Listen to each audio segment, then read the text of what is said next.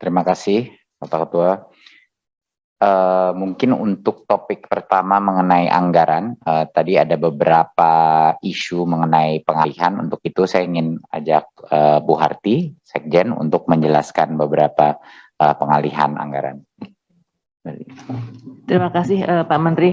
Bapak Pimpinan, kami laporkan bahwa kami mengusulkan perpindahan sedikit anggaran dari Dirjen Vokasi ke Badan Standar Kurikulum dan Akreditasi Pendidikan, yaitu untuk penyusunan kurikulum. Yang memang dari tahun-tahun sebelumnya kurikulum untuk vokasi itu dilaksanakan oleh kurikulum untuk SMK dilaksanakan oleh Direktorat SMK. Nah, sekarang kita kembalikan ke kitohnya di Badan Standar Kurikulum dan Akreditasi Pendidikan. Hanya 11 miliar Pak pengalihan tersebut. Mohon dapat disetujui. Kemudian terkait dengan nama Direktorat Jenderal, memang yang kami paparkan tadi langsung menarik dari sistem, Bapak, menarik dari sistem keuangan yang ada di Kementerian Keuangan. Nah, ini yang kami usulkan kami usulkan ke Kementerian Keuangan untuk dirubah nomenklaturnya. Tetapi dalam kesepakatan nanti kami sudah menggunakan nomenklatur baru. Demikian, Bapak. Usulan dari Pak Ferdi agar usulan-usulan perubahan untuk dibuatkan penjelasannya nanti kami berikan penjelasan secara tertulis. Demikian Pak, terima kasih. Pak Ketua, iya ini untuk tertibnya dokumen saya kira perlu disusurkan Bu. Artinya biar nanti sebagai bagian yang tidak terpisahkan. Itu ya Bu, terima kasih. Terima kasih Pak Fikri. Persilakan Mas. Ya, terima kasih Bu Harti untuk penjelasannya. Hampir semua mengenai topik P3K sepertinya sama ya, cuman mungkin aspirasinya agak variatif dari ada yang mau meminta afirmasi dari sisi umur, daerah, jenjang waktu, pengabdian, bahkan sampai se ekstrim semuanya lulusin aja. Nah itu yang kita akan kaji ya. Tapi kenyataannya sekarang tidak mungkin kita tidak ada tes seleksi dan tidak mungkin kita tidak akan ada suatu minimum passing grade. Jadi itu benar-benar satu-satunya alasan kita bisa sejauh ini adalah karena ada passing grade. Itu persetujuan. Jadi mohon maaf tapi itu adalah satu negosiasi yang memang bagian daripada alasan kenapa kita bisa mendapatkan ini. Angka 1 juta itu Bapak Ibu adalah angka kapasitas daripada anggaran. Itu adalah angka kapasitas. Target kita sebenarnya bukan 1 juta, target kita adalah sebanyak mungkin yang bisa memenuhi kebutuhan minimum menjadi guru yang layak. Saya ingin sedikit cerita. Saya menyuruh tim saya untuk memprioritaskan program guru honorer ini pada tahun 2020 di pertengahan. Itulah saat kita mulai gencar untuk memprioritaskan ini, dan kami melakukan itu bukan karena ada tekanan politik.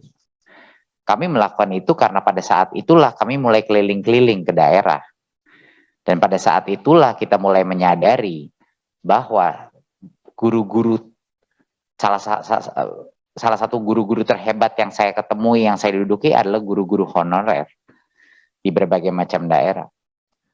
Kemarin saya baru di tengah hutan di Jambi dengan 6 guru yang setiap hari itu harus jalan ke hutan karena matic motornya nggak jalan, jadi mereka harus jalan 45 kilo. Kadang-kadang anaknya ada di situ, kadang-kadang tidak di Jambi, mengajar anak-anak rimba. Mereka itu semuanya, 6 dari guru yang saya bicarakan adalah guru honorer dengan pengabdian yang luar biasa. Jadi saya ingin sedikit curhat kepada Komisi 10 bahwa alasan kenapa ini penting untuk Kemendikbudristek adalah kita menyadari ada mutiara-mutiara di dalam guru-guru honorer kita yang sekarang tidak menerima layak, yang sangat layak mendapatkan upah yang setaraf dengan PNS. Bahkan banyak dari guru-guru honorer kita yang ternyata menjadi guru penggerak, bahkan menjadi calon pemimpin. Jadi kita mendorong ini untuk memastikan bahwa kesejahteraan dan kelayakan itu dua-duanya terpenuhi. Jadi kami menjadikan ini prioritas utama pada saat itu. Guru-guru honorer yang saya ketemu di daerah banyak yang luar biasa, sangat luar biasa. Mengharukan saya, memotivasi saya, dan pengabdian mereka nggak semuanya, memang benar, nggak semuanya bisa diukur dengan tes. Itu saya sangat setuju, nggak semuanya bisa diukur. Tapi kita punya keterbatasan terhadap instrumen yang bisa kita pilih pada saat ini, agar mereka juga, kita bisa mengejar kesejahteraan mereka. Jadinya, untuk itu sekali lagi, saya ingin memperjelaskan dua hal. Pertama, Kemendikbudristek mengambil posisi secara garis besar sama dengan Komisi 10, di mana kita harus perjuangkan afirmasi bagi kelompok-kelompok tertentu di guru honorer. Jadi itu akan kami coba, walaupun itu bukan, terima kasih, walaupun itu bukan sepenuhnya keputusan Kemendikbudristek, tapi kami akan perjuangkan Bapak Ibu, itu janji saya. Ya. Untuk yang kedua adalah, tapi beberapa hal yang harus diklarifikasi. Satu adalah mengenai tes. Kita juga, saya cukup kaget waktu mendengar bahwa banyak kali guru honorer bilang tes tryout-nya tidak sama. Saya nggak tahu mungkin pengalaman dari mana bocoran itu biasa diberikan, tapi waktu saya melihat, saya berbicara sama Mas Iwan, kenapa berbeda? Oh, maksudnya yang berbeda itu bukan, waktu saya ngomong, mereka mengira akan diberikan jawabannya. Jadi pertanyaan yang sama. Nah, itu yang mohon anggota Komisi 10 bisa membantu sosialisasi bahwa ini adalah tes serius, bukan tes yang akan kita berikan jawabannya. Yang tryout-tryoutnya itu adalah tes untuk formatnya seperti itu. Ya jelas pertanyaannya akan berbeda. Atau itu akan sama kayak dulu di UN ada keluar-keluar bocoran gelap, ujian sama aja. Itu bukannya kita tidak akan mengakses kemampuan. Jadi mohon maaf, tapi mohon dibantu sama Komisi 10 klarifikasi bahwa tesnya itu yang diberikan tryout adalah kisi-kisi. Seperti ini loh contohnya gitu. Lalu jelas akan ada pertanyaan yang berbeda. Kalau pertanyaan yang sama ya itu bukan namanya evaluasi. Nah, itu mohon diperkenalkan. Bukan topiknya, bukan kompetensinya berbeda, enggak, tapi pertanyaannya harus berbeda. Tapi kita latihan soal dan lain-lain akan kita kembangkan. Belum sempurna pelatihan kita, udah jelas belum sempurna. Nah, ini pertama kali kita melakukan seperti ini dan terus kita akan menyempurnakan proses dan logistik dan lain-lain di setiap tahap gitu. Mungkin Mas Iwan ingin sedikit mengekspansi dari prosesnya, silakan. Ya, terima kasih Mas Menteri. Mungkin merespon tadi ada beberapa tanggapan atau pertanyaan terkait dengan pelaksanaan tes. Ada satu konteks yang mungkin bisa saya share juga. Ketika kita persiapan dan akhirnya melaksanakan itu suasananya kan COVID sangat luar biasa. Itu PPKM sampai Jawa Bali waktu itu level 4. Nah, karena itu dan Satgas kemudian meminta pelaksanaan ini harus ada tes antigen atau PCR. Dan awalnya itu adalah biaya mandiri. Nah, kita melakukan lobby-lobby pada Satgas, dan alhamdulillah dapat bantuan. Kementerian Kesehatan bersedia untuk membantu Kementerian Dalam Negeri, sehingga memaksimalkan pelaksanaan itu bisa difasilitasi oleh Dinkes dengan koordinasi dengan Dinas Pendidikan. Dan itu yang kemudian menjadi bagian yang ketika untuk pelaksanaannya di daerah itu, karena ini kondisinya itu udah di akhir bulan Agustus waktu itu, ada persyaratan itu. Nah, itu yang kemudian kami coba untuk perjuangkan sehingga semaksimal mungkin guru-guru honorer yang ikut itu bisa difasilitasi tes antigennya. Dan pengaturannya pun juga dilakukan dengan koordinasi dengan pemerintah daerah. Yang tadinya kita tidak, logistik tidak memikirkan sampai ke sana. Dan itu kami berhasil untuk itu. Kedua, ini juga terkait usulan tadi dari Komisi 10 bahwa kami hari ini sudah dalam proses pengiriman surat kepada Panselnas untuk memohon pengunduran pengumuman hasil seleksi tahap 1. Jadi kita mendengar berbagai aspirasi seperti yang Mas Menteri sampaikan, kita akan perjuangkan di Panselnas dan kita akan meminta supaya pengunduran pengumuman hasil sehingga bisa untuk memaksimalkan pembahasan untuk finalisasi dari hasil tersebut. Itu saja Mas Menteri, terima kasih. Assalamualaikum warahmatullahi wabarakatuh. Jadi terima kasih Mas Iwan. Berarti jawaban dari Komisi 10 dari pertanyaan dari Komisi 10 mengenai mohon agar bisa menunda itu sudah kami laksanakan perizinan untuk penundaan tersebut kepada Pansel. Ya, kita tunggu jawabannya. Gitu. Dan diskusinya saya dan Mas Iwan intensif dengan Pansel ini untuk melihat apakah ada jalan tengah yang bisa kita tempuh. Gitu.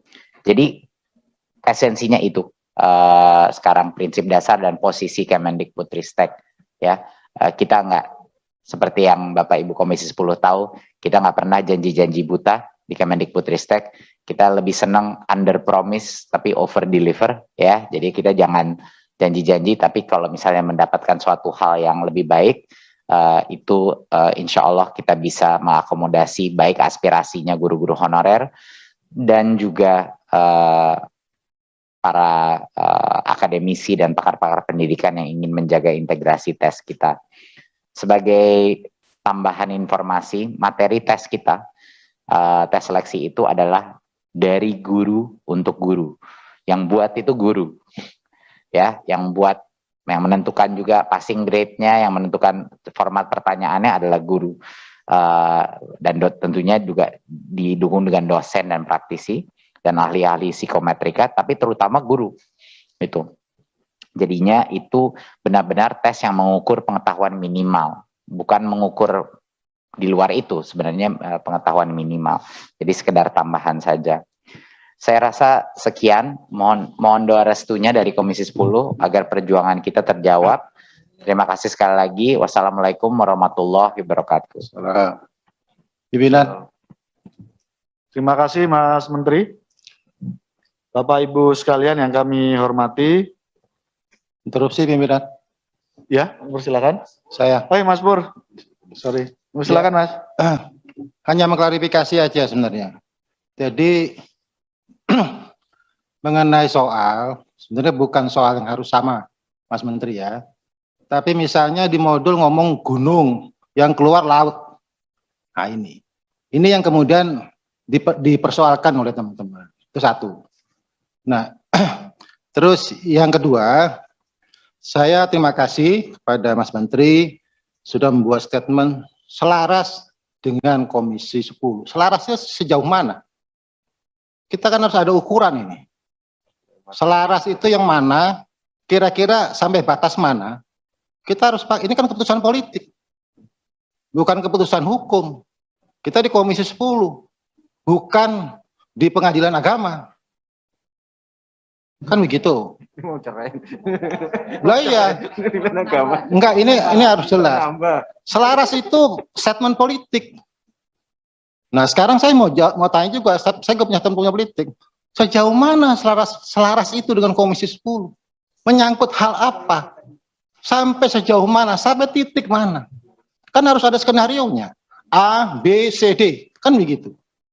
Nah, saya harap ada seperti itu. Tanpa kemudian meninggalkan aspek tadi tentang integritas, tentang kualitas. Nggak masalah menurut saya. Cuma karena kita mau membangun keputusan, karena nanti di keputusan menurut saya selaras itu menurut saya kita harus lebih jelas lagi. Sampai kapan? Kan gitu. Karena ini menyangkut aspirasi. Mas Menteri mohon maaf, kami dipilih untuk menjalankan aspirasi. Nah itu. Dan kami disumpah. Kalau kami tidak menjalankan ini, nanti nggak bisa menjawab pertanyaan gubernur tadi. Saya mohon maaf, saya harus sampaikan ini karena nanti kalau saya ditanya, Pak Purnomo, sampai sejauh mana hasil rapatnya dengan kementerian? Selaras, saya bilang. Selaras apa kan bingung juga.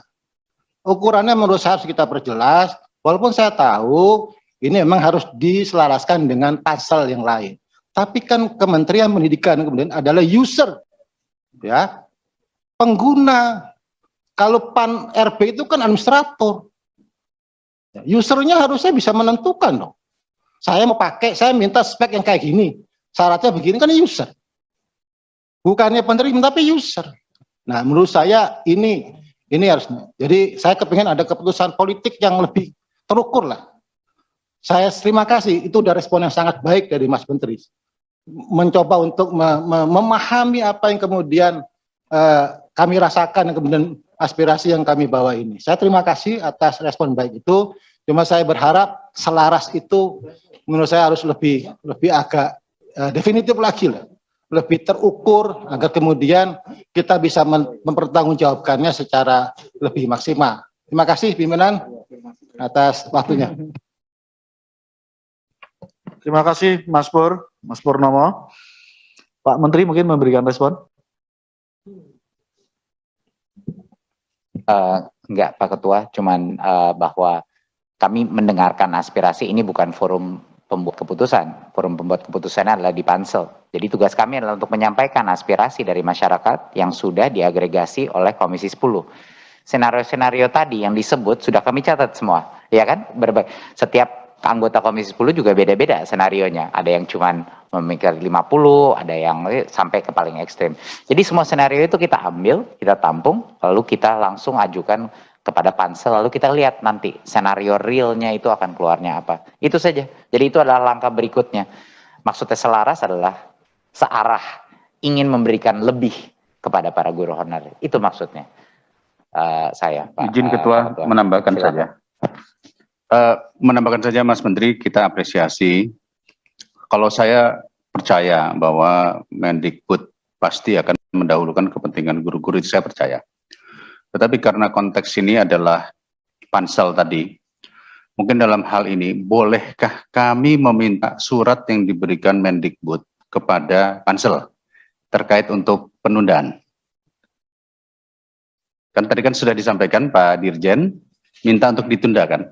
Nah inilah nanti supaya kalimat selarasnya Pak Nur, nah ini sudah dilaksanakan oleh Kemendikbud, yaitu berkirim surat agar terjadi penundaan pengumuman sambil melakukan katakanlah renegosiasi atau apapun namanya. Boleh itu ya Pak Iwan ya, kita minta ya. Baik, demikian Pak Ketua, itu tambahan saja. Pak Nur gimana? Ya clear, yang penting nanti di kesimpulan itu ada, muncullah sebagai bagian dari keputusan kita bersama. Oke.